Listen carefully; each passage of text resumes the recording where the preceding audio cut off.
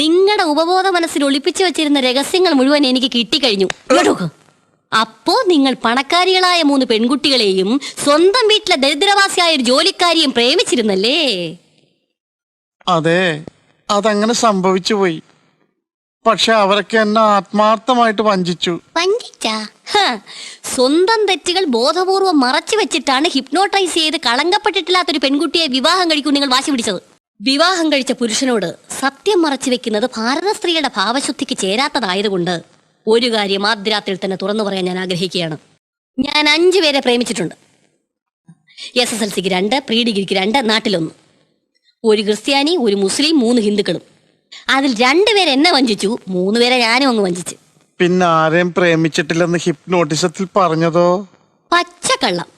Psychologist ഒന്നും ആയില്ലെങ്കിലും correspondence കോഴ്സിൽ hypnotism പഠിച്ചവളാ ഞാൻ. എങ്കിലും ഒരു സൈക്യാട്രിസ്റ്റിനെ ഹിപ്നോട്ടൈസ് ചെയ്ത് കീഴ്പ്പെടുത്താൻ പറ്റുമെന്ന് ഞാൻ ഒരിക്കലും കരുതിയിരുന്നില്ല. നിങ്ങൾ വെറും ദുർബല ഹൃദയനാണെന്ന് എനിക്ക് ആദ്യമേ ബോധ്യമായി. ലൈറ്റ് കെടുത്തട്ടെ.